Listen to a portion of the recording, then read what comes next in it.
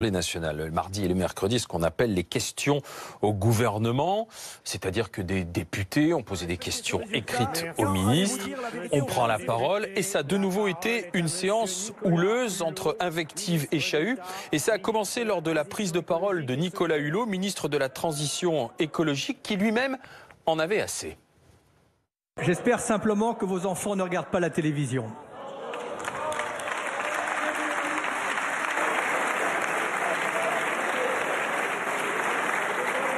Monsieur le Président, Mesdames, Messieurs les députés, Monsieur le député Éric Diard, vous n'impressionnez que vous. Vous n'impressionnez que vous. On sent déjà l'agacement de Nicolas Hulot. Et puis vient le tour de la ministre de la Culture, Françoise Nyssen, qui répond à une députée La République En Marche. On interpelle, chahut, moquerie aussi sur l'interview du président de la République sur France 2. Et là, le président de l'Assemblée nationale, François de Rugy, intervient et Jean-Luc Mélenchon s'énerve.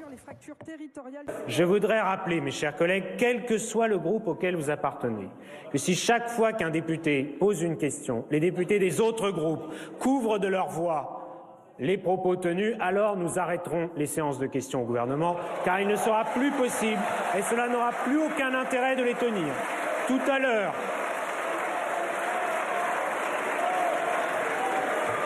ici, ce n'est pas la loi de celui qui crie le plus fort. Madame la ministre, vous avez la parole. Merci. Merci, Monsieur le Président.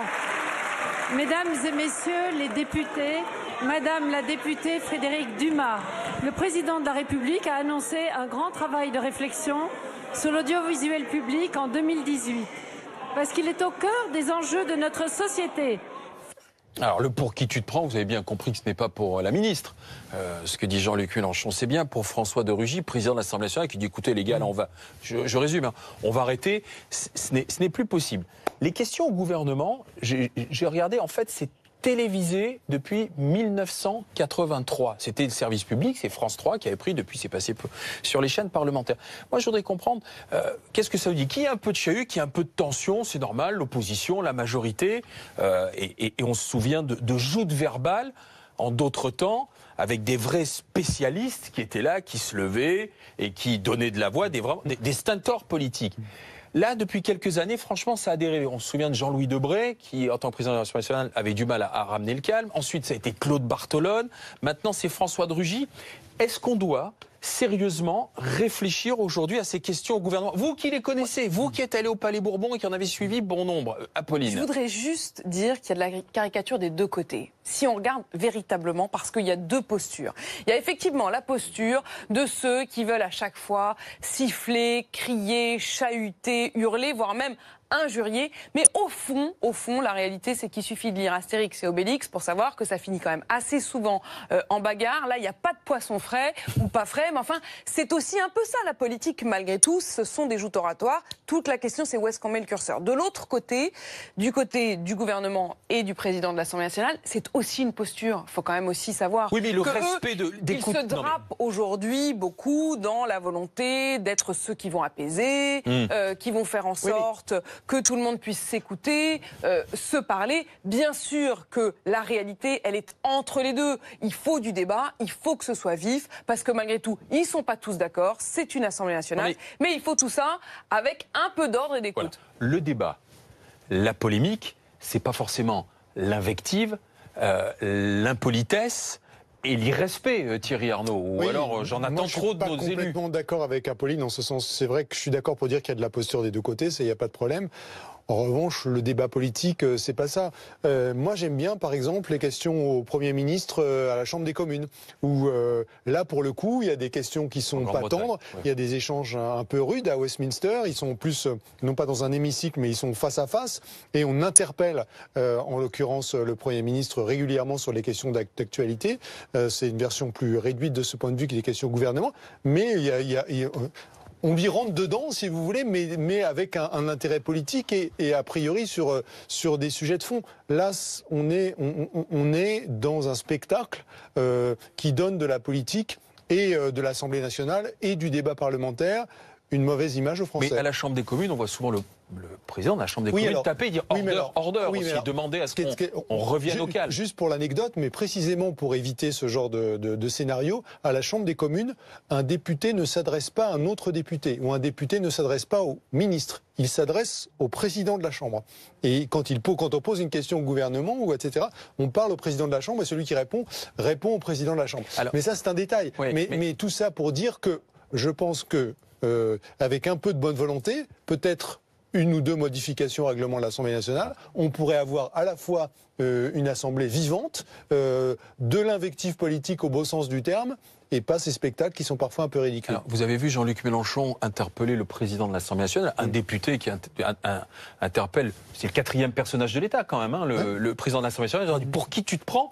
Pour qui tu te prends ? On connaît la faconde, c'est la France insoumise, donc ils sont fidèles à ce qu'ils sont, à leur étiquette politique. Mais derrière, il y a eu une petite explication de texte entre François de Rugy et Jean-Luc Mélenchon dans les travées du Palais Bourbon toujours. Tout à l'heure, dans un moment d'émotion, vous vous êtes abandonné à une de ces crises d'autorité que nous n'acceptons pas. L'article 52 de notre règlement intérieur dit que le président ouvre la séance, dirige les délibérations, fait observer le règlement et maintient l'ordre. Il peut à tout moment suspendre ou lever la séance. Point. Nous n'acceptons pas que vous nous parliez sur le ton d'un responsable ou d'un dirigeant que vous seriez à notre égard. Ce n'est pas le cas. La présidence fait la police des débats, point final. Sachez, Monsieur Mélenchon, que nous ne sommes pas ici pour nous menacer mutuellement de ceci ou de cela. En tout cas, cela ne me fera pas dévier de ma route. Si 300 députés se mettent à couvrir de leur voix l'expression d'un député de votre groupe, par exemple, cela n'aura plus aucun intérêt, ni pour nous, ni pour celles et ceux qui nous regardent. C'est ce que j'ai rappelé et c'est ce que je rappellerai toujours dans cet hémicycle. Je crois avoir été largement soutenu. Alors, qu'est-ce que vous en pensez, Bruno Jeudi ? Moi, je pense que c'est la représentation nationale. Tu as le droit d'attendre un peu de tenue, un peu de calme et des échanges de fond. Mais oui, d'accord. Mais écoutez, on va pas remonter très très loin. Mais il y a toujours eu à l'Assemblée de la tension, des débats animés, parfois du chahut. Et ça date pas d'aujourd'hui. Et même du temps des grands stentors, comme vous dites, si vous remontez même sous la Troisième République, vous pouvez regarder les scripts de l'époque. C'était extrêmement les noms d'oiseaux volés, oui. Oui, et vraiment. Ils volaient et même plus près de nous. Moi, je me souviens des débats sur le Pacs et tout, où ils y allaient même, ça finissait aux mains. Ça a même failli finir aux mains, au pied du perchoir. Donc, arrêtons de nous émouvoir aussi pour ça. Je trouve que François de Rugy s'émeut un peu vite. Menacé de suspendre les questions d'actualité au gouvernement, je pense que là, quelque part, il a pas là, il y a un problème de présidence à ce moment-là qui se pose. Donc, effectivement, Jean-Luc Mélenchon, lui, va trop loin avec le tutoiement. En plus, là, bon, pour le coup, c'était pas terrible non plus. Pour lui, c'est peut-être la fin de l'année qui doit arriver très vite. Moi, je trouve que attention quand même à vouloir tout yophiliser, les débats, tout calme, tout ça, ça n'existe pas. On sait que c'est quand même pas très apprécié par les Français quand même. Hein. Oui, enfin bon, ils sont pas très appréciés par les Français, mais enfin bon, en même temps, c'est les questions d'actualité. Vous allez me dire, ça ressemble au repas de famille qu'on trouve du gigot. Si les questions d'actualité, s'il n'y a pas un peu d'invective et ça chauffe pas pendant les questions d'actualité, ça chauffera jamais. Et la vie démocratique, c'est aussi ça. Oui, mais je suis d'accord avec tout ça, Bruno. Juste un député qui dit pour qui tu te prends au président de l'Assemblée nationale, je suis pas sûr que ce soit. C'est vraiment pas terrible. Et honnêtement, là, Jean-Luc Mélenchon, il a franchi, il a mordu le trait. C'est pas la première fois.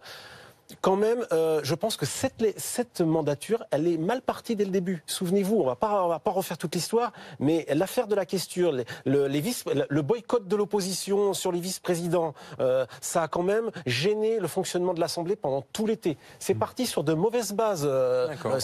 Cette mandature. L'opposition a le sentiment que ses droits ne sont pas toujours bien défendus. Que, mine de rien, cette histoire de questure avec 3 questeurs, c'était quand même un problème. Ça a pourri le climat. On est parti sur de mauvaises bases. En revanche, un qui rebondit sur bonne base, c'est le président de la République.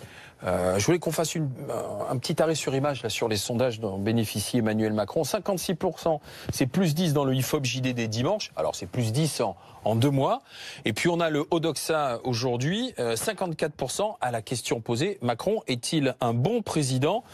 Comment est-ce que vous expliquez ce regain, ce rebond d'Emmanuel Macron, Thierry Arnaud ? D'abord, il remonte parce qu'il a beaucoup perdu. Ouais. Et il a perdu très rapidement au début de son mandat, beaucoup plus vite que ses que ses prédécesseurs. Ensuite, ceux qui réalisent ces enquêtes d'opinion mettent en avant trois choses. L'image d'un président qui agit, qui se bouge, qui essaie de faire bouger les choses et qui le fait deuxièmement dans un sens qui est conforme aux engagements qu'avait pris le candidat. Et puis c'est aussi, c'est le troisième point, dans une certaine mesure une progression par défaut parce qu'il n'y a pas vraiment d'adversaire, il n'y a pas vraiment d'opposition, il n'y a pas d'alternative crédible et donc la comparaison lui est favorable. Ce qui est intéressant de ce point de vue, c'est que on l'a vu dans les sondages depuis qu'il est à l'Élysée, beaucoup plus populaire à droite qu'à gauche. Et ce phénomène-là reste vrai. Il est très populaire à droite, ce qui d'ailleurs va pas forcément rendre la tâche facile à leur invoquer. Mais ce qui est intéressant dans la dernière vague de sondages, et on retrouve ça dans toutes les enquêtes, c'est qu'il gagne un peu partout. Il est toujours très populaire à droite, et c'est là où il est le plus populaire. Dans l'enquête Odoxa que vous citiez à l'instant, est-ce que c'est un bon président? Il y a 70% des sympathisants de droite hors FN qui répondent oui, mais on constate, et ça c'est un peu nouveau par rapport au sondage des mois précédents depuis qu'il est à l'Élysée, qui progresse aussi à gauche et qui grappille même quelques points dans l'électorat du Front National. Et Édouard Philippe monte aussi dans les sondages. On en dira un mot d'Édouard Philippe tout à l'heure, parce qu'il y a peut-être quelque chose qui va écorner son image. Mais s'arrêtant juste sur Emmanuel Macron, une des choses très fortes aussi que mettent en lumière les sondeurs, c'est qu'il est, et d'ailleurs lui-même le martèle, celui qui fait ce qu'il a dit. C'est son élément de langage favori, qui est aussi repris par beaucoup de personnalités d'En Marche, dire que justement, l'une des raisons sans doute du désamour des dernières années entre les Français et la politique, c'est ce sentiment qu'il y avait un décalage toujours entre les promesses et les actes, ou même entre les discours et la réalité derrière. Il y a juste un os sur lequel il va quand même tomber, Emmanuel Macron, et qui est tout proche, c'est celui de Notre-Dame-des-Landes, qui devrait arriver juste après les fêtes. Notre-Dame-des-Landes, qui est effectivement un peu le bâton mais un deux, il faut quand même dire ce qui est, de tous les présidents depuis plusieurs quinquennats. Et sur lequel il avait pris une position très claire. Et sur lequel, pour le coup, il a pris une position très claire et il ne va pas pouvoir être dans le et en même temps. Tout ce qu'il a dit avant d'être président, c'est qu'il fallait absolument faire Notre-Dame-des-Landes. Il a dit, en fait, il n'y a même pas à rouvrir le dossier parce qu'une consultation des citoyens a été faite, que les citoyens se sont prononcés, qu'ils se sont prononcés en faveur de l'aéroport. Donc, il a dit, j'annonce que je ferai l'aéroport. On verra si là aussi, il fait ce qu'il dit. Vous me disiez, ce qui explique aussi que Macron remonte tranquillement dans les sondages, tranquillement mais sûrement, c'est parce que l'opposition est en pleine recomposition et qu'elle ne trouve pas d'angle d'attaque. C'est un peu ce que disait Louis Alliot d'ailleurs ce matin avec Jean-Jacques Bourdin, à qui on disait mais qu'est-ce que vous attendez vous ne trouvez pas à vous opposer au président de la République? Qu'est-ce qui se passe au FN? Et il parle plus largement d'une recomposition de la droite, Louis Alliot. Il y aura inévitablement un dialogue qui va se nouer entre des élus qui, pour l'instant, ne font pas partie de la même famille politique. C'est inévitable. M. Macron est en train d'aspirer ce qu'il reste encore de petites flammes de vie dans les autres partis. Il n'y a plus de socialistes. Les Républicains sont en train, il faut le regarder, dernier sondage, 12% les Républicains. Les constructifs vont passer avec armes et bagages avec M. Macron, M. Solaire, etc. Il restera quoi? Eh bien, il restera M. Mélenchon qui continuera à s'agiter dans son coin. Il restera ce centre, c'est un centre, M. Macron, et il restera de l'autre côté une opposition. Le Front National, lui dit Jean-Jacques Bourdin, une opposition. Donc on voit bien qu'ils sont pas bien là en ce moment eux aussi. Ils cherchent leur deuxième, troisième souffle, le FN et la droite. Ah oui, le Front National n'est pas très bien. Marine Le Pen peut-être est en train de digérer son après-présidentiel, mais c'est très compliqué pour le Front National qui en plus a des affaires judiciaires qui vont les poursuivre pendant l'année 2018. Et franchement, pour Marine Le Pen, elle est dans une situation compliquée. Et c'est vrai que pour Emmanuel Macron, Thierry le disait, là pour l'instant c'est l'opposition rêvée, elle est explosée. Ce sont les oppositions extrêmes qui se font un peu plus entendre. On va voir Laurent Wauquiez en 2018. Pour Emmanuel Macron, c'est une des raisons pour lesquelles ça va bien. Je pense que globalement, c'est les Français qui apprécient la façon dont il a renouvelé le style présidentiel et la façon dont il l'exerce. Finalement, c'est comme un peu, vous savez, vous reprenez un commerce tombé. Vous aviez François Hollande avant, là vous avez Emmanuel Macron. Même ceux qui n'aiment pas Emmanuel Macron se disent, je comprends, mais les Français, c'est une chose. Mais je voudrais que vous m'expliquiez, c'est pourquoi ces oppositions ne trouvent pas d'angle d'attaque, ou quand elles les trouvent, ça ne prend pas. Vous comprenez, ça n'accroche pas, quoi. C'est ça que j'ai du mal à comprendre. Il y a deux choses. Il y a une chose qui est que il y a peut-être une forme de maturité aussi des Français à se dire, au fond, quand il y a des élections, il faut les respecter. C'est le cas beaucoup aux États-Unis, par exemple, où ça se tabasse beaucoup avant, mais une fois qu'un président est élu, tout le monde se dit il est élu, c'est notre président. Et au fond, c'est un peu le sentiment des Français aujourd'hui, et c'est ce qui ressort aussi des sondages, c'est qu'ils veulent lui laisser le temps. Ils sont devenus patients, les Français. Ils se disent au fond, regardons, laissons-les bosser, et puis on verra bien ce qu'ils font. Et puis l'autre réalité, c'est que malgré tout, ils me font un peu rire quand même à En Marche quand ils poussent des cris d'orfraie en disant que les oppositions sont en train de devenir extrêmement caricaturales et hyper radicalisées. Bien sûr, puisque tous les modérés ont été en quelque sorte aspirés, comme le disait Louis Alliot, par le centre. Donc mécaniquement, mathématiquement, il ne peut rester que ceux qui sont un peu plus caricaturaux. Puisqu'on parle de cette fin d'année, déjà des perspectives pour 2018, écoutez bien ce que nous dit l'INSEE pour cette fin d'année et le début 2018. On a la note de conjoncture, croissance, chômage, fiscalité. 1,9% de croissance, si j'ai bien vu. Donc ça c'est la bonne nouvelle. C'est la bonne nouvelle. Ça continue de monter. Perspective pour l'emploi aussi, pas trop mal. Si j'ai bien vu, on continuera d'avoir des créations d'emplois. En revanche, ça, sur la fiscalité, une fois de plus, là, on s'illustre, Thierry Arnaud. On est bon, on est très bon sur la fiscalité. Toujours champion d'Europe. Et les Français vont prendre une petite claque encore en début d'année. Oui, ça c'est le coup dur, puisque l'INSEE, effectivement, annonce une augmentation de l'impôt des ménages de 4,5 milliards sur l'ensemble de l'année 2018. C'est essentiellement l'impact, on le voit ici à l'image de l'augmentation de la CSG. Donc c'est donc une augmentation des impôts, de la fiscalité qui va être assez largement portée par les salariés, par les actifs.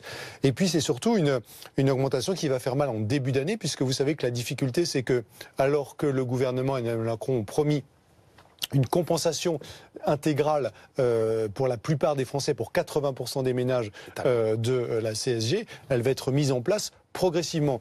Résultat, en un chiffre donné par l'INSEE, au premier semestre de l'année 2018, le pouvoir d'achat des Français va diminuer. Il va diminuer de 0,7%. Et ça va être très intéressant, pour reprendre le thème qu'on abordait il y a un instant, de voir si dans un contexte comme celui-là, les sondages résistent pour Emmanuel Macron.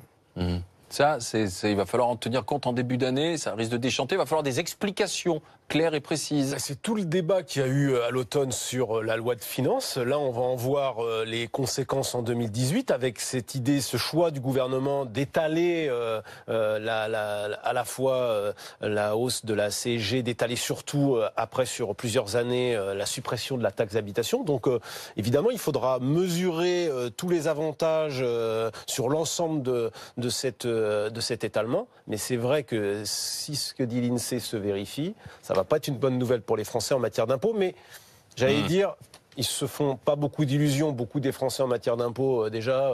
Il y a eu de très mauvaises nouvelles ces dernières années. Ouais. Et en plus, je dirais que c'est d'autant plus embêtant qu'on ne voit pas non plus les économies qui sont faites dans... Les réformes structurelles, qui sont menées par le gouvernement. Qu'on avait embauché beaucoup de fonctionnaires encore en France. Un mot, puisqu'on parle gros sous, là, on vient d'apprendre que le Parti Socialiste avait réussi à vendre le siège de Solferino. C'est fait, et ce sont 45,5 millions d'euros, alors qui vont rentrer dans les caisses. Sûrement, à mon avis, il va sûrement y avoir un petit peu de sous qui vont partir à gauche, à droite, mais voilà, donc ça pourra renflouer les caisses Solferino. Puisqu'on parle gros sous, alors là, ouvrez les oreilles, écoutez bien, là ça concerne Édouard Philippe, le Premier ministre.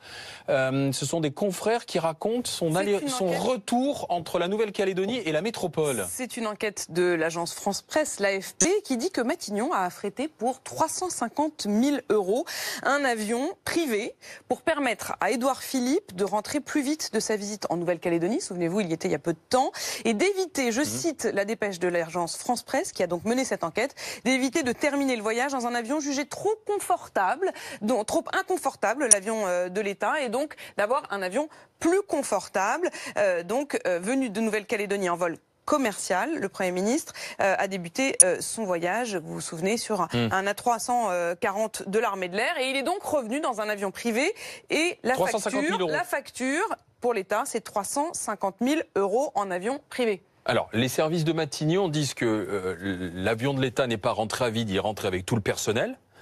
et qu'ensuite, si Édouard Philippe est rentré un peu plus tôt et qu'il a pris un avion privé, c'est parce que Emmanuel Macron, le chef de l'État, partait pour l'Algérie et qu'il fallait donc que le Premier ministre rentre un peu plus tôt. Voilà les explications données par Matignon. Ça fait désordre quand même cette histoire, Oui, Thierry, ça va faire désordre, ça va appeler commentaire. Il y a une autre information donnée par Matignon qui est que le coût total des transports et des vols pour ce voyage d'Édouard Philippe était inférieur de 30% au coût qu'avait donné le voyage de Manuel Valls en 2016 en Nouvelle-Calédonie. Mais il y aura d'inévitables commentaires. Et le dernier argument, enfin, c'est que puisqu'il allait en Algérie, Emmanuel Macron, l'avion, le fameux Airbus A330 de la République, n'était pas disponible pour Édouard Philippe. Cela étant, évidemment, 350 000 € pour gagner 2 heures et voler dans des conditions plus confortables, même si c'est vrai que la 340, je pense que Bruno et moi l'avons pris, il est pas formidablement confortable. Oui, ça reste un avion. Je l'ai fait au retour de Nouvelle-Calédonie, celui-ci, il n'est pas très confortable, ça c'est sûr, mais des polémiques sur les déplacements de Premier ministre, il y en a déjà eu par le passé. C'est vrai que ça fait désordre. On pensait que ça se reproduirait pas. Manifestement. Ce qu'il y a, c'est que là, ça va être qui croire. Non, il n'y a pas d'ambiguïté sur Matignon reconnaît que l'avion a été affrété, que ça a coûté 350 000 €. Il n'y a pas de polémique, il n'y a pas de discussion sur les faits. Quelle est la bonne raison? Est-ce que c'est parce que c'était inconfortable ou est-ce que c'était parce qu'il fallait aller plus vite pour arriver très franchement, en métropole? C'était tout ça à la fois. Et le confort a été un des critères, ça fait pas de doute. Ouais. Ça... À suivre, puisque effectivement, l'enquête vient juste d'être révélée par l'agence France Presse. Bon, on verra. On suivra ça notamment dans les développements demain. 3 réactions sur Twitter que l'on a sélectionnées ce soir pour voir ce que vous commentez avec nous. Les sondages remontent pour Macron comme les impôts. La courbe va forcément se réinverser, nous dit-on. Et on reparlera justement des impôts tout à l'heure dans le 20h30 live avec Emmanuel Le Chypre. Du moment que les ministres sont efficaces, ils n'ont pas besoin d'être des stars, nous dit-on. Et puis, pur effet de Johnny, c'est pour les